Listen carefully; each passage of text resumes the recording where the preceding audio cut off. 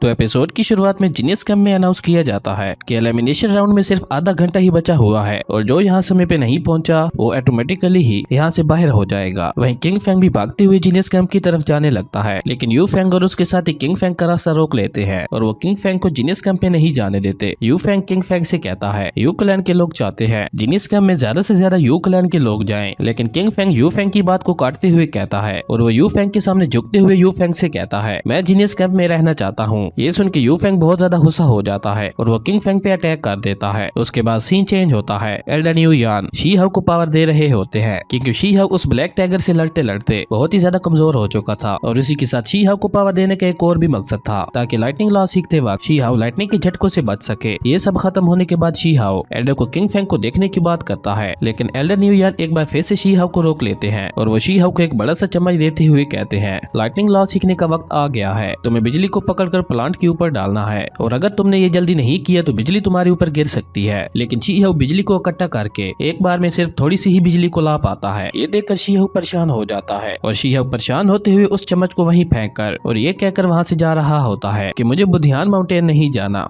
जिसपे Elder new यान she how को बताते हैं तुम अभी 9 थंडर फॉर्मेशन में हो और अब जब तुम यहाँ पे एक बार आ चुके हो तो बिना ये सीखे यहाँ से नहीं जा सकते और अगर फिर भी तुमने यहाँ से जाने की कोशिश की तो तुम्हें बिजली के झटके लगते रहेंगे। उसके बाद शी हाउ एक बार फिर से उस बड़े से चम्मच से बिजली को इकट्ठा करके उन प्लांट्स पे डालने लगता है, लेकिन अचानक शी हाउ किंग फेंग के बारे में सोचता है जिससे बिजली एक बार फिर से शी हाउ के ऊपर गिरने वाली होती है, पर तभी एल्डर न्यू यान उसको बचा लेते हैं और वो गुस्सा होते हुए शी हाउ से कहते हैं तुम्हें थंडर लॉ सिखाकर मैं बस अपना टाइम वेस्ट कर रहा हूँ। ये सुन के शी हाउ भी बहुत ज्यादा गुस्सा हो जाता है और वो अपनी एंशिएंट लाइन बीस्ट की पावर का यूज करते हुए बहुत सारी बिजली को इकट्ठा करने लगता है, लेकिन ऐसा करने की वजह से शी हाउ पे बहुत ज्यादा बिजली गिरने लगती है और शी हाउ वहाँ पे मौजूद पत्थरों के बीच में फंस जाता है। ये देखकर एल्डर न्यू यान शी हाउ को उन पत्थरों से बीच से निकालने की कोशिश करते हैं पर वो ऐसा नहीं कर पाते और तभी उन्हें वहाँ पे थंडर लॉ की पावर रिलीज होते हुए दिखती है और ये देखकर एल्डर न्यू यान शी हाउ को बताते हैं कि इस थंडर की लाइटनिंग में इतनी ज्यादा पावर है कि ये आसानी से एक माउंटेन तक को तबाह कर सकती है। ये सुन के शी हाउ एल्डर न्यू यान को वहाँ से चलने के लिए कहता है पर एल्डर न्यू यान इसके लिए मना कर देते हैं और वो शी हाउ से कहते हैं नहीं अभी मैं यहाँ से नहीं जा सकता। थंडर ग्लेड की सबसे ऊंचाई पे नाइट थंडर स्टॉर्म की आंख है और हम दोनों उसे लेने जाएंगे और वहाँ जाते हुए एल्डर न्यू यान शी हाउ को एक बोतल देते हैं और वो शी हाउ से कहते हैं मैंने अपनी बॉडी पे थंडर ब्रेकर का तलिस्मान लगाया हुआ है और जब हम स्टॉर्म आई के पास पहुंचेंगे तो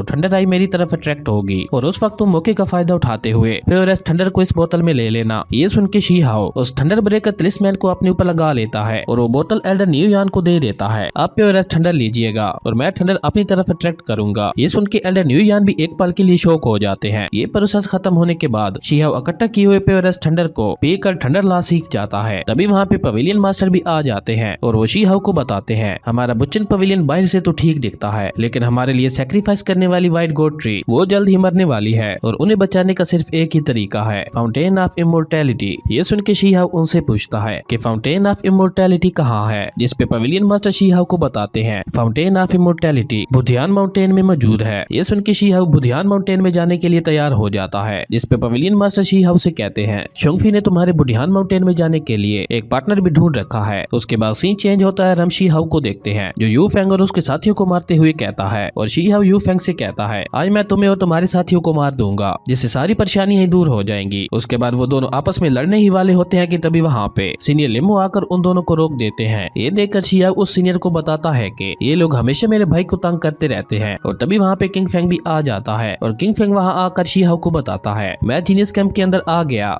और मैंने प्रिलिमिनरी एग्जाम को भी पास कर लिया है। ये सुन के शी हाउ किंग फेंग के लिए बहुत ज्यादा खुश हो जाता है। उसके बाद किंग फेंग शी हाउ को ये भी बताता है कि जब यू फेंग और उसके साथी मुझे परेशान कर रहे थे तभी वहाँ पे सीनियर लिमो ने आकर मुझे बचाया था। तब लिमो शी हाउ को बताता है कि मुझे ऐसा करने के लिए एल्डर न्यू यान ने कहा था। अगले सीन में दो आदमी बात कर रहे होते हैं और वो एक तस्वीर को देखते हुए कहते हैं ये लड़का बिल्कुल शिजलिंग की तरह दिखता है और वो आदमी कहता है मैंने सुना है बुच्चन पवेलियन में इस लड़के को बुधियान माउंटेन में भेजने की प्लानिंग की जा रही है। और इसी के साथ हमारा ये एपिसोड यहीं पे खत्म हो जाता है। अगर आपको ये वीडियो अच्छी लगी तो लाइक कर दें और अगर चैनल पे नए आए तो सब्सक्राइब करते जाना। तो मिलते हैं एक न्यू वीडियो में, तब तक के लिए बाय।